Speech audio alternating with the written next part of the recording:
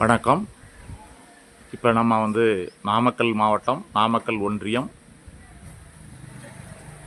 ஊராட்சி ஒன்றிய தொடக்கப்பள்ளி வேட்டுவம்பாளையத்துக்கு வந்திருக்கிறோம். பள்ளியினுடைய சிறப்பு என்ன அப்படின்னு பார்த்தோம்னா, நடந்து முடிந்த /2025 தேர்வில் மாநில அளவில் 438வது இடமும், மாவட்ட அளவில் 3வது இடமும், ஒன்றிய அளவில் 2வது இடமும் இவங்க வந்திருக்கிறாங்க.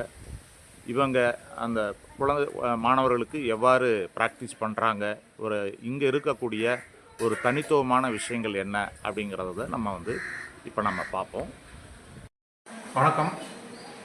ஐ ஆம் குணசேகரன் ஃப்ரம் வேட்டுவம்பாளையம், நாமக்கல் யூனியன். இப்போ நம்ம மாணவர்களுக்கு 1ஆம் வகுப்பு, 2ஆம் வகுப்பு, 3ஆம் வகுப்பு மாணவர்களுக்கு தமிழ் மொழி பாடத்தில் மாணவர்களுடைய படித்தல் திறனை அதிகப்படுத்துவதற்கு முதலில் எழுத்து நமக்கு முக்கியம். அந்த எழுத்தில் உயிரெழுத்து முதலில் மாணவர்களுக்கு புரியும்படியும் அடையாளம் தெரியும்படியும், ஒவ்வொரு எழுத்தும் அவு என்றால் உடனே அவு என்று சொல்ல வேண்டும். அதே மாதிரி மெய்யெழுத்துக்களிலும் இக்கிலிருந்து 2 எண்ணு வரைக்கும் மாணவர்கள் எழுத்தை உடனே பார்த்ததையும் அடையாளம் தெரிந்தால் வார்த்தையை படிக்கும் பொழுது நமக்கு அந்த எழுத்தை பாட்டு கா இன்று அப்படின்னு உடனே சொல்லிடுவான். எழுத்து இன்னு தெரியலன்னா அவன் காக்கு அப்புறம் கா இன் வராது, வாயில் ரூ வராது. அப்போ ரூ உடனே தெரிஞ்சதுன்னா அவன் அந்த எழுத்தை நமக்கு ஐடென்டிஃபை பண்ண தெரியணும். எப்படி மாணவர்களுக்கு எழுத்து அடையாளம் தெரிந்தால் வார்த்தை அவர்களுக்கு மிக எளிதில் வேகமாகவும் படித்து நமக்கு படித்தல் திறனில் மீத்திறன் அடைந்து மாணவர்கள் அடுத்த வார்த்தையை படிப்பதற்கு சுறுசுறுப்பாக படிப்பார்கள். வணக்கம். இப்போ மாணவர்கள் 1ஆம் வகுப்பு, 2ஆம் வகுப்பு, 3ஆம் வகுப்பு மாணவர்கள் ஆங்கிலத்தில் சரளமாக படிப்பதற்கும் அவர்கள் எழுத்தை அடையாளம் தமிழில் எப்படி கண்டுபிடித்து எழுத்தை படிப்பதற்கு இருப்பதால் ஆங்கில எழுத்துக்களை பார்த்ததையும் அதை படிப்பதற்கு எழுத்தோட சவுண்டை விட அந்த வார்த்தையில் வர எழுத்தோட சவுண்டு ஃபோனடிக், இப்போ சி கே கியூ அப்படின்னு படித்து அவங்க அந்த கியூ ஐ இக்கு இ படிக்கிறத விட இக் இக் இக் மூணுக்கும் ஒரே சவுண்டு அப்படி சொல்லி கொடுத்துட்டா மாணவர்கள் இதை வந்தாவே இக்குன்றுவான்.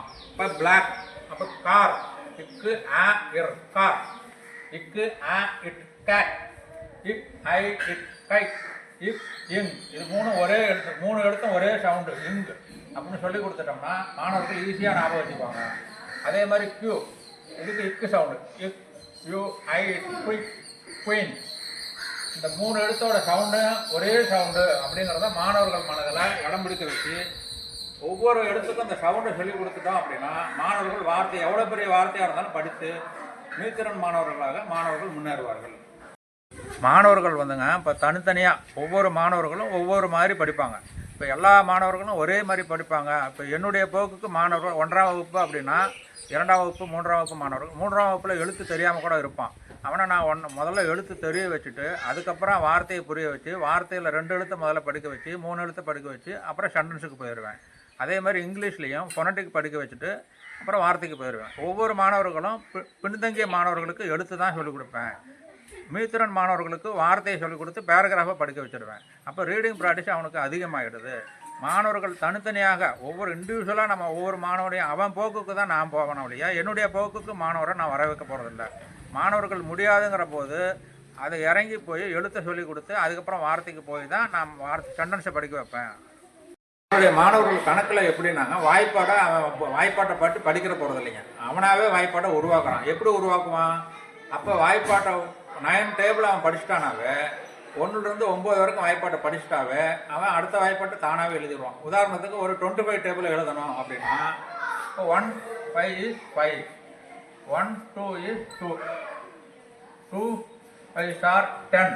இப்போ 2 டேபிள் தெரியும், 5 டேபிள் தெரியும் அப்படின்னா 10 அப்படின்னா reminder 1, 2 2s are 4, 4 + 1 5, 3 25, 3 5s are 15, 1 reminder, 3 2s are 6 + 1 75 அப்படின்னா அவனே வாய்ப்பாடு உருவாக்கிடுறான். வாய்ப்பாட்டை பார்த்து படிக்கிறத விட இதை மல்டிப்ளிகேஷனும் தெரிஞ்சுக்கிறான், வாய்ப்பாட்டையும் படிச்சுக்கிறான். இது 225 250 டேபிளை கொடுத்தா கூட அவன் போட்டுருவான். இது மாணவர்களுக்கு மிக எளிதாக உள்ளது. ஆனால் 9 டேபிளை அவன் படித்து தான் ஆகணும், மெமரி பண்ணிக்கிட்டா தான் இந்த 2 5s are 10 அப்படிங்கிறத அவனுக்கு சொல்ல தெரியும். நான் ஊராட்சி ஒன்றிய தொடக்கப்பள்ளி தலைமை ஆசிரியர் கா. தங்கம் பேசுகிறேங்க. ஒரு கழித்தல் கணக்கை கூட்டலில் எப்படி போடுறதுங்கிறத பற்றி உங்களுக்கு ஒரு விளக்கமாக சொல்லலாங்கிற உங்கள் மெத்தடாலஜி நான் சொல்கிறேன் உங்களுக்கு. இப்போ பார்த்தீங்கன்னா இங்கே 523 இருக்குது, 487 கழிக்கணும். இங்கே நாம் வந்து எப்படின்னா கூட்டல் மெத்தடில் நம்ம வலிக்கிறோம். இங்கே எப்படின்னா 3க்கு இது அடங்காதுன்னு சொல்லும்போது இங்கே 13ங்கிறது எல்லாத்துக்கும் தெரியும். எப்பயுமே பயன்களை பொறுத்த அளவுக்கு இந்த இடத்துல 1 தான் வைக்கணுங்கிறது எப்பயுமே எந்த கணக்கு போட்டாலும் இந்த 1 தான் வருங்க. அதை கொஞ்சம் தெளிவாக புரிஞ்சு வச்சிங்கன்னா போதும். ஆனால் நம்ம 10 1 10 100 மெத்தடில் சொல்கிறத விட எப்பயுமே ஒரு நம்பருக்கு முன்னாடி ஒரு 1 போட்டுக்கிட்டோம்னா போதும். இதை விட சின்ன நம்பராக இருந்தால் ஒன்று 1 போட்டுக்கலான்னு சொல்லிட்டு ஒன்று கழிக்கலாம் ஒன்று வேண்டாங்க. 7க்கு அடுத்த நம்பர் என்னன்னு சொல்லுவோம். 8 9 10 11 12 13 இந்த நம்பரை வந்து நிறுத்திட்டு உங்கள் கையில் இருக்கிற விரலை பாருங்கடான்னு சொல்லுங்கள். கூட்டி முடிச்சான்னு சொல்லுவான் 6மா உடனே 6 அங்கே போட்டுங்க. அடுத்தது இங்கே நம்ம ஒன்று கொடுத்துட்டோம்னா அவனே தெரிஞ்சிருப்பான். இங்கே வந்து 11 வைக்கணும் அப்படி ஒன்று இருக்கிற இப்போ வந்து 1 எடுத்து வச்சிடறோம். இப்போ நாம் என்ன சொல்கிறோம், அதே மாதிரி கூட்டல் மெத்தடை யூஸ் பண்ணிக்கலாம்.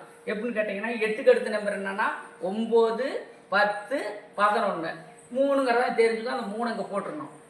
இங்கே ஒன்று கொடுத்துட்டுனாலும் 4 இருக்கும். நம்ம கையில் ஒன்றும் இல்லை, அதுக்கு மேலே கூட்ட முடியாது, 0 போட்டுக்குவோம்.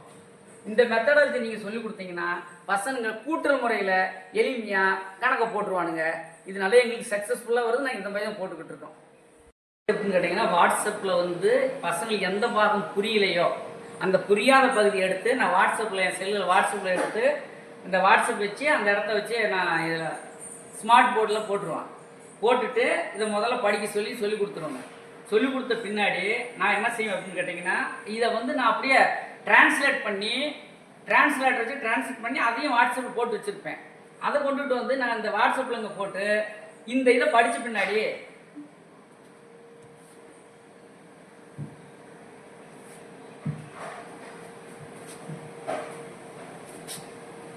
அதை தமிழில் அப்படியே டிரான்ஸ்லேட் பண்ணி நான் வச்சுருவேன். பசங்க என்ன பண்ண இதையும் படிப்பான், அதையும் 2 தடவை மாற்றி போடும்போது அவனுக்கு என்ன ஆயிரும், விஷயமும் புரிஞ்சு போயிடும். அதனால் அவனுக்கு தெளிவாக புரிஞ்சுக்கிட்டு ஈஸியாக நான் சொல்லிக் கொடுக்கறத புரிஞ்சுக்கிறாங்க. 12ஆம் வாய்ப்பாடு எந்த 1 வர வாய்ப்பாட்டுக்கு கூட ஈஸியான முறையில் நம்ம ஒரு அதுங்களை வாய்ப்பாடு தெரியல கூட அவனே போட்டு பார்த்து சொல்லாங்க. அந்த மெத்தடில் பார்த்தீங்கன்னா இந்த 12 140 வர்றத முதல்ல என்ன பண்ணுறான், 2 2 பெருக்கிறான், 2 4 போட்டுக்கிறான். இந்த 2 2 கூட்டி 4 போட்டுக்கிறான். இந்த 1 எடுத்து அப்படி வச்சுக்கிறோம். அடுத்தது 13 12 என்ன அப்படிங்கிறது பார்த்துக்கு கடைசி 2 நம்பரும் கடைசி 1 மட்டும் பெருக்கிறான். 2 6 போட்டுறான். இந்த 3 2 கூட்டுறான். 5 வந்துடுது 1 போட்டு 156 போட்டுக்கிறான்.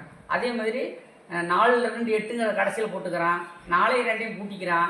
6 போட்டுக்க அந்த 1 போட்டுக்கிறான். அடுத்து பார்த்தீங்கன்னா இந்த 12 வரும்போது என்ன வரும் அப்படின்னா இந்த கடைசி 2 நம்பரும் கூட்டுறான். 2 10 மிச்சம் 1 தான் திருப்பி வச்சுக்கிட்டு இந்த 5 2 7 கூட்டி அந்த 1 கூட்டி 8 போட்டு 101 போட்டுக்கிறான்.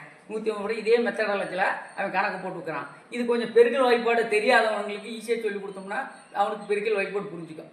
அவனே போட்டுக்கிறான், வாயிலே போட்டுக்கலாம்.